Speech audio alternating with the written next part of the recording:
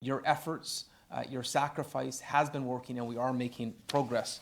I also today want to acknowledge some of the efforts underway in the city of Brampton and to update you on the progress they've had. I talked a few weeks ago about our backyard garden program. I have been blown away by the participation. We didn't want to see produce, we didn't want to see plants being wasted by our local greenhouse industry. And here we are, 14,000 people have signed up. So we're going to have to cap it at 14,000. We can't take any more on the list, but blown away that this is going to be a record year in the Flower City for backyard gardens. And thank you, Frankie Flowers, who has been doing live chats with residents building their gardens for the first time. Our Economic Support Task Force has been doing great work. We've now worked with 5,000 businesses through our one-to-one support consultation process. We've had 900 small businesses that have engaged with the city through our teletown hall, making them aware of the services that exist municipally, provincially, and federally. Our Senior Support Task Force, and this is a beautiful story. We've said to seniors that if you don't have a loved one in the city that can go to the grocery store for you, we'll find a volunteer in the community to do it for you. If you want your medications picked up, we'll find a volunteer to do it. We have gone on 113 different grocery runs for seniors in the city. We've set up a seniors digital cafe, so we have seniors meeting on Zoom and having coffee together.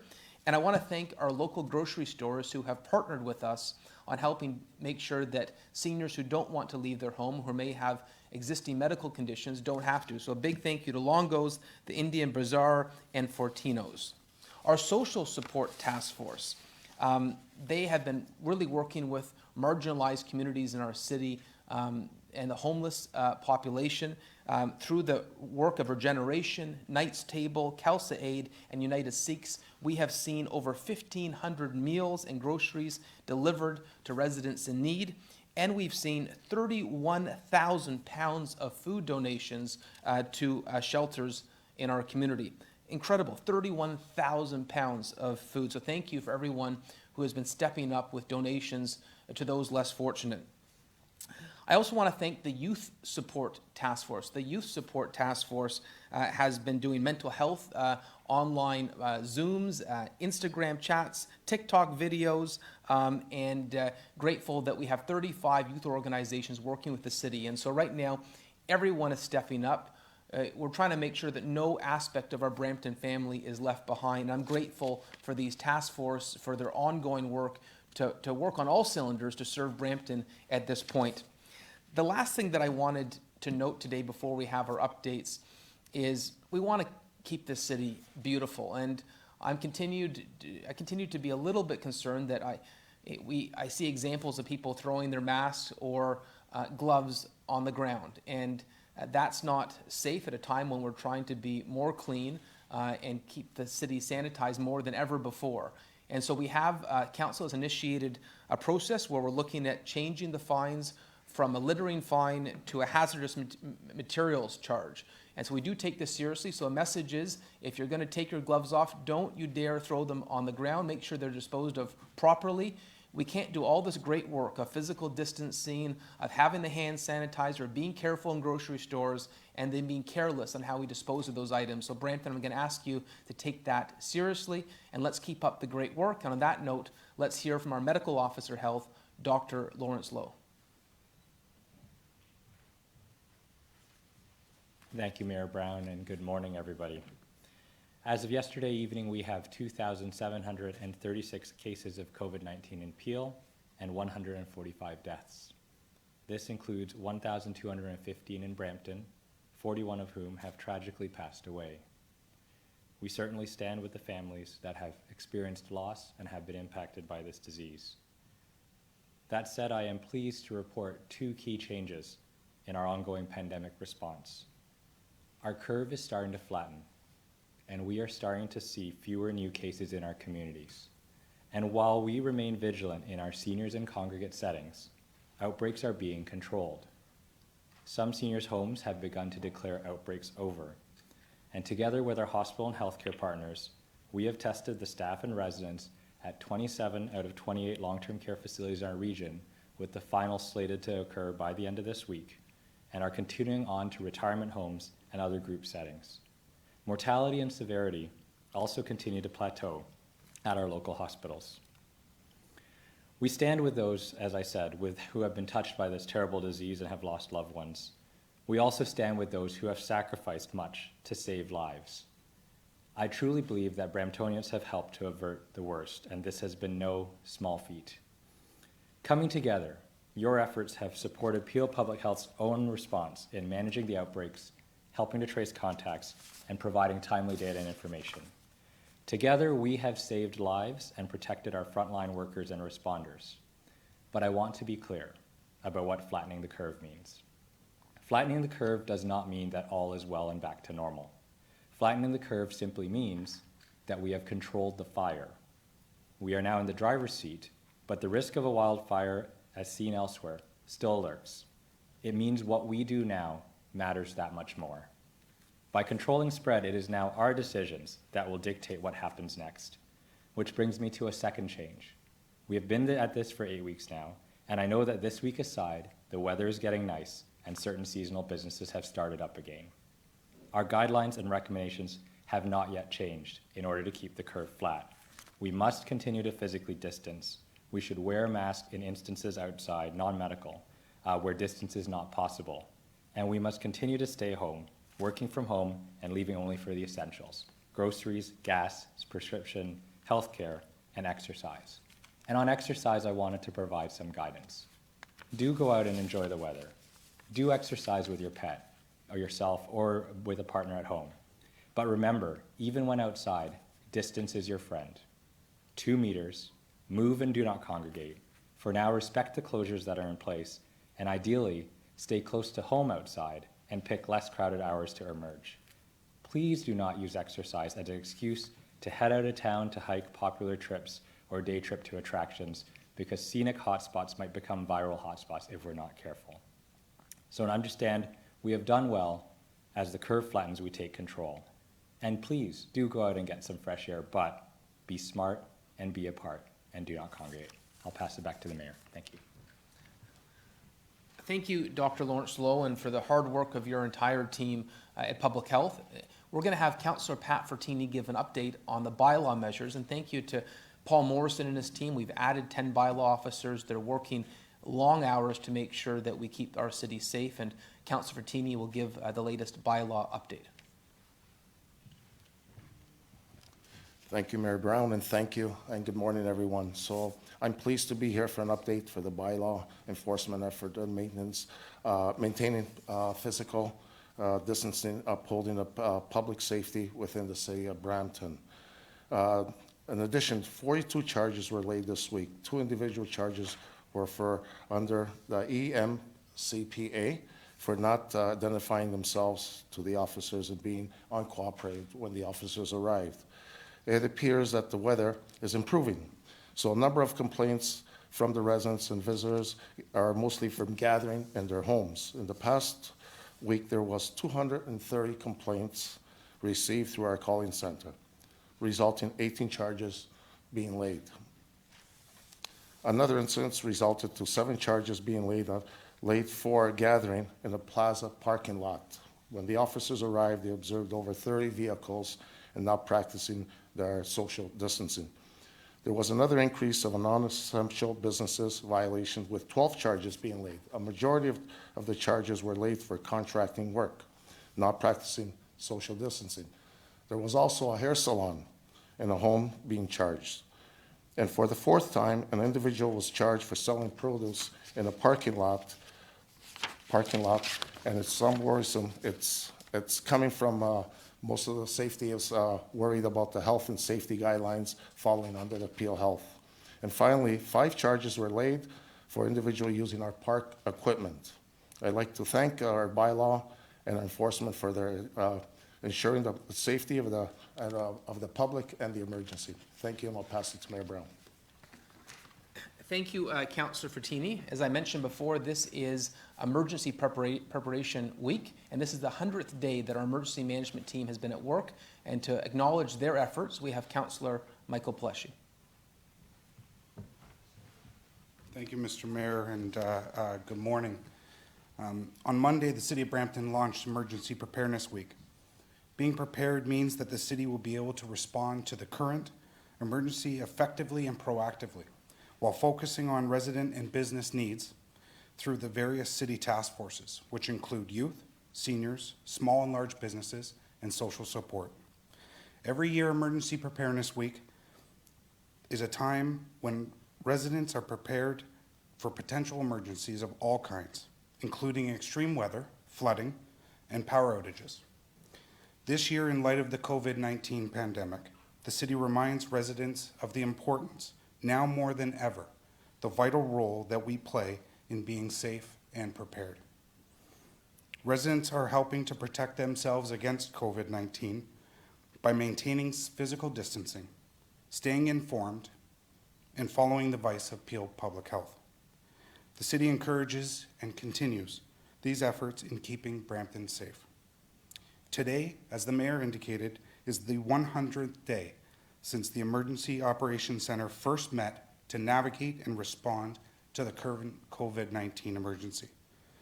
The city extends its sincere appreciation to the emergency management team, Brampton Fire and Emergency Services, and the Emergency Management Office.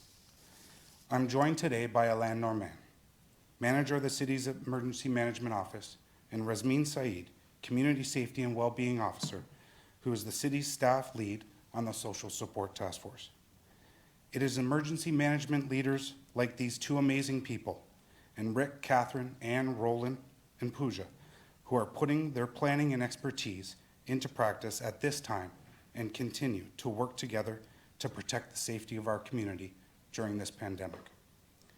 During these challenging times, we encourage you all to stay home, stay safe, and together we will save lives. We can make a real difference in how we respond to the emergencies that we face as a city. As a single father of 3 active children, it is natural to feel varying emotions about what the new normal will look like. We need to remember and remind each other that as a collective community, we are resilient, and that is how we will overcome this. I'd now like to ask Alain and Rasmeen to come up. Thank you, Councillor. Thank you, Mr. Mayor. This is, as we said, the 100th day. On January 27th, when we saw that the situation was escalating and the virus was going to come to Canada, we didn't wait. We got into action. We started putting our teams together, and we brushed off on our pandemic plan, which we had developed back in the SARS time. I have to say that in my 30 years in emergency management, this is the longest emergency that I've ever had to deal with. Quite an emergency. But the good thing is that we were prepared, and we're still prepared, and we're still going on because we had these plans and we had the support of council and senior management to make this happen. And most years, as we said, this is Emergency Preparedness Week. This week, most years, it's a normal, we talk about floods and tornadoes and blizzards. This year, of course, the talk is a little bit different. I'm happy that I have Rasmeen with me to assist it, and I have a great team behind me, so we're able to do a lot of good work. But we also need to remind that it's our residents that make the difference. Our residents have been helping the city, practicing social distancing, and following our rules and our recommendations from Peel Health in order to stop the spread of COVID. We're happy to see this. But I want to remind our residents that this is not over. This is only one type of emergency as well. We're still going to be at risk of having major storms, flooding, tornadoes, windstorms. So we need to be prepared in all different ways. And we recommend that people have the right preparedness and have things at home, supplies ready to go for whatever situation can happen. As the councillor mentioned, Councillor Pelleshi mentioned, we have an emergency preparedness guide. We have tools to help you know what to do. You go online and you check our website, and we'll have that. We have a basic rule, three parts: know the risk, have a plan, and build a kit. That's our rule of thumb. And visit brampton.prepared to find out more about this. I also want to put a plug for our economic development, because this is an economic development week, and they've been working very hard on some of the work that with our businesses, as the mayor mentioned. But we're working together. We're working with them to make sure that we get through this and building an economic resiliency within our city as well. So we're happy to say that this week is Emergency Preparedness Week, and we want everybody to work together on this. And I want to thank you and lead back to the mayor. Thank you. Well, thank you, Razmeen and Alan, and that concludes our weekly update for this week, but I'd be happy to take any questions that you may have. So I see the first on the list is Sumit from Omni TV. Hi, Mayor Brown, can you hear me? I can. Perfect. So I'm just wondering, a couple of days ago you announced changing a noise bylaw to include all faiths, which received over Twitter what Peel District School Board has called an Islamophobic comment. And so I just want to know what's your message to the faith-based communities after seeing those negative comments? So what I would say, first of all, is that Brampton is a mosaic of faiths, and we believe in religious freedom and treating all faiths equally under the law. There should be no single exemption for one faith, and I'm glad that we're in the process of updating our 1984 noise bylaw to make sure that it is equal to all faiths. In terms of some people who resort to hate-based language online, you know, this is a good example that if you're spewing hate online, that you can be accountable for it. Some people feel that a manner in which they would never conduct themselves in person, that somehow you're allowed to spew hate over social media. And the fact that the school, council of this individual, the Board of Education, his place of work have all said they want nothing to do with these comments shows that there are consequences for preaching hate. That's not who we are in Canada. That's not who we are in Brampton. We're an inclusive country and an inclusive community. And I think let this be an example for others that you can't hide behind a Twitter account or a Facebook account and spew hate. Thank you. Thank you. I appreciate that. My follow-up is actually for Dr. Lowe. I'm wondering, so yesterday, Premier Ford announced that there's kind of more testing kits available than are being done. So I'm wondering on a municipal level, kind of in Peel Region, do you happen to have numbers of how many testing kits get done daily, or even how many are being done now compared to, say, 4 weeks ago? Certainly, all testing is actually tracked at the provincial level, and you can actually find the online tracking there at peelregion.ca / not peelregion.ca, I apologize, ontario.ca / coronavirus. In terms of the testing that is actually being done in Peel Region, we prefer to identify it by the facilities that are being tested, certainly. And as was mentioned, we have tested almost all the long-term care homes in our region well ahead of the province's date of May 15th for those facilities. Thank you so much. Thank you. Perfect. Thank you so much. Thank you, Sumit. Our next up is Graham from the Brampton Guardian. Graham? How's it going, Don? Just a quick question or a follow-up on the, I guess there's some other regions in the world that have found cases that may be predated, in February or December. Any indication that COVID-19 was in Peel earlier than previously thought? Well, I'll have Dr. Lowe answer that. His team have been doing the tracing and tracking the community spread. Thanks for the question, Graham. So certainly our region has been, the Region of Peel's Public Health Unit has been in emergency operations since January 23rd.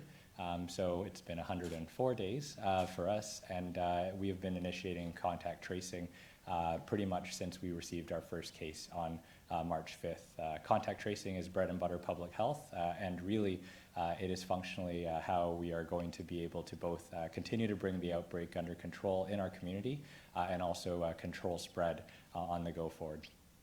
Thank you. Follow-up would be for Mayor Brown. I'm guessing what funding has been received from the province and the federal government to date in response to COVID-19? So we haven't received funding per se yet, but we have had communication from the province and federal government that there would be help on the way, and that comes from the Minister of Finance, Rod Phillips, the Minister of Municipal Affairs, Steve Clark, the Deputy Prime Minister, Chrystia Freeland, the Minister of Infrastructure, Catherine McKenna, and so we are hearing reassuring collaboration coming from both levels of government. I would note that There has been funding to the Region Appeal for homelessness, and I believe that funding has been received. And so our social support task force, our efforts on homelessness and food security in Brampton work with the region, and so we've been recipients of some of that provincial funding. Okay, great, thank you. Okay. Next up, we have Don McLeod from Brampton Focus. Morning, Mayor. Premier Ford has indicated that the opening of the Ontario economy is inevitable and businesses should start preparing. Theoretically, if the business is open or he has the province open at the end of May, do you think that is too early? Because you have stated before that you would base your opening on the Peel region or the public health.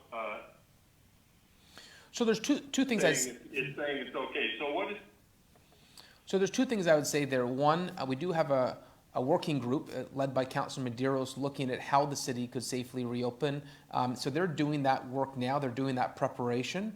When the Premier says we should be doing some of that preparation, it never hurts to be prepared for the type of precautions we're going to have to take under a flattening of the curve and what that new normal looks like. I don't think we're going to be back completely to normal until we have a vaccine, but taking precautions and examining how we're going to do that, I think that is productive work. I'll let Dr. Lowe speak about whether the Victoria Day forecast is realistic. I know in the city of Brampton, we're going to be taking our guidance from Peel Public Health, and Dr. Lowe would be the person that would be giving that guidance. So I think it's best to hear from him on whether he thinks that's a reasonable estimate. Thank you, Mayor Brown. Thank you, Don, for the question. Peel Public Health continues to monitor the situation in the community, and as I described in my opening remarks, we are certainly starting to see the curve flatten. We do want to make sure that situations in our senior settings are under control, and certainly our situation in the hospital also continues, the picture continues to improve. In terms of where things go, I'd go back to what I said earlier on. We do encourage people to get outside, but certainly make sure they are moving, not congregating, and certainly not going to hotspots, attractions where they may be creating viral clusters. So it's a great question, and we'll continue to encourage people to get outside, but sticking close to home and staying around in small groups with their household members. Thank you. Thank you. Follow-up question is for the Mayor again. The Prime Minister indicated that he would be introducing legislation in the near future to permit municipalities to ban handguns within their city limits. Would you be in favor of banning handguns in Brampton? So we haven't talked about that as a council yet. My personal opinion is the less guns in our community, the better. I do have the opportunity to sit on the Police Services Board where I get insights into some of our gun and gang problems. I would note I would support any reduction of guns in the community as a starting point, but I really would like to stress that one of the greatest challenges we have in Peel Region with gun crime is the smuggling of weapons.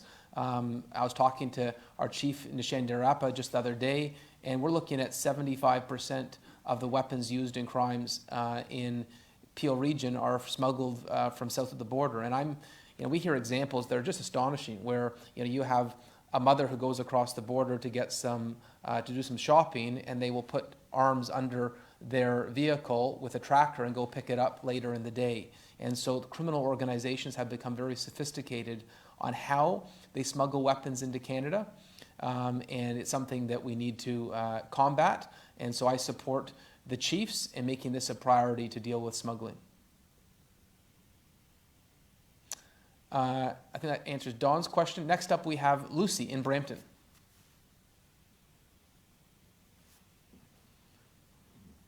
Specific plan in place to continue. Hi there, can you hear me? We can. Okay, perfect. So is there a specific plan in place to continue providing support to small businesses beyond COVID-19 once it's safe to reopen the economy? So the municipal support that we provided was a deferral of the property taxes, and it was also for rent relief for not-for-profits and city facilities, and a deferral of rent for any small business in a city facility. We have 41 facilities. That will end when the emergency is over. Whether the federal programs like the $40,000 loan or wage subsidy would continue beyond the pandemic, that's a question we'd have to ask our federal counterparts, but I think a lot of these measures are intended to be for the duration of the pandemic. I do believe there'll be other measures that will come afterwards. I know I've spoken to my provincial and federal colleagues about a significant infrastructure stimulus program that could happen after the pandemic, and so I think there'll be different phases of stimulus that will be happening. I think right now it's just trying to keep businesses afloat, their head above water during this crisis, and then I think we'll be looking at stimulus afterwards. Any follow-up question, Lucy? No, that's it from me. Thank you. Well, thank you for all the questions, and until next Wednesday, that's your Brampton COVID-19 update. Thank you to Councillor Paleshi, Councillor Fertini, Alan Normand, Rasmin Syed, and Dr. Lawrence Lowe for being part of this update this week.